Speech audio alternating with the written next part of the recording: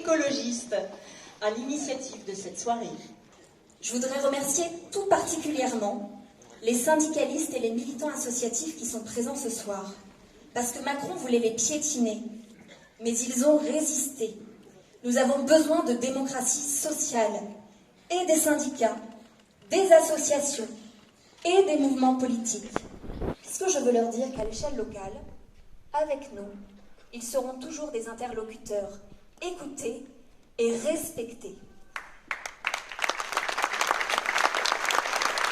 Si certains croyaient que cette réforme des retraites s'imposerait à un peuple résigné, si certains doutaient de notre capacité à nous mobiliser et à nous retrouver ce soir, près de 400, dans cette salle après une invitation lancée il y a à peine 2 semaines, si certains pensaient que nos nuances et parfois nos divergences empêcheraient nos convergences, si certains doutaient de la force de la gauche et des écologistes quand ils sont unis, si certains voulaient encore affirmer que cette ville, que ce département, que cette région ne sont plus les terres de contestation et d'espoir qu'elles ont toujours été à travers l'histoire, si certains avaient, avec un regard au cœur, tout cela à l'esprit, votre présence ce soir, notre présence ce soir, est la plus belle et la plus éclatante des réponses.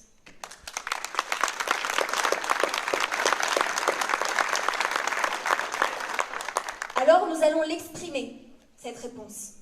Cette réponse, c'est un non résolu, un non combatif, un non définitif, mais c'est un non joyeux, un non fraternel, un non solidaire. Nous disons non à la réforme des retraites de Macron, parce qu'elle met fin à un système envié à travers le monde, qui est un modèle de solidarité. Mais nous sommes aussi ici pour dire oui. Oui à la justice sociale, écologique, démocratique. Oui à la dignité. Oui à la solidarité. Oui au partage. Parce que ces valeurs, nous les assumons. Elles font partie de nous parce que nous les avons reçues en héritage. C'est cela, l'engagement politique, syndical, associatif, citoyen. C'est recevoir un flambeau allumé par d'autres, l'entretenir et le transmettre à ceux qui suivent. Après avoir été la porte-parole de M. François Fillon, le grand inspirateur de cette réforme des retraites et de la casse du service public, est désormais l'ambassadrice de gouvernement d'Édouard Philippe et de sa réforme. Alors c'est vrai, ne le dit pas beaucoup, c'est une vieille technique qui consiste à brouiller le message pour mieux embrouiller les esprits, mais personne n'est dupe. C'est le syndrome d'une époque politique où les mots n'ont plus de sens. On peut se permettre de décrire une réforme brutale et injuste comme progressiste. On peut s'autoproclamer écologiste après avoir voté contre toutes les avancées en la matière lors d'un précédent mandat et mener une politique laxiste en la matière au niveau local.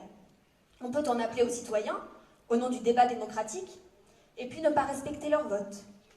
Alors je veux une campagne respectueuse, mais franche. Et je veux lancer devant vous le serment de Beauvais. Un appel pour que partout en France, nos concitoyens se saisissent de leurs 2 plus belles armes. Leurs pieds pour aller dans la rue, pour obtenir le retrait de cette réforme des retraites, parce que la mobilisation dans notre pays n'a pas cessé.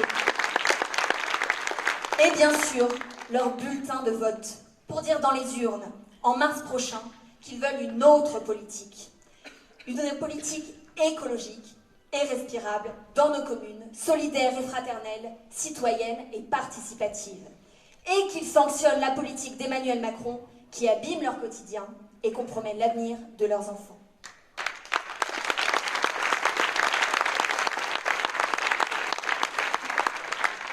Ce serment, c'est de faire de notre unité, ici, ce soir et demain, un outil à votre service, au service du combat contre cette réforme et contre celle qui menace les fondements de notre République sociale, au service des salariés, des chômeurs, des précaires, des fonctionnaires, des étudiants, des mères célibataires, des discriminés, des retraités, de tous les citoyens qui aspirent à retrouver de la dignité, au service des Gilets jaunes qui nous ont donné une magnifique leçon de mobilisation d'espoir, d'action collective et d'exigences démocratiques, sociales et écologiques, à milieu des injures et des caricatures du pouvoir à leur égard, au service du climat, pour sauver la planète et de cette jeunesse qui s'engage et qui programme son droit à l'avenir, au service du progrès, de la bienveillance, la vraie, et de l'humanité.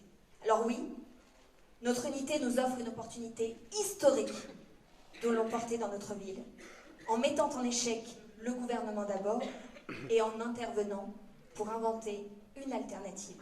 Cela, nous devons l'écrire ensemble. Donc je vous invite toutes et tous à oser l'avenir. Je vous remercie.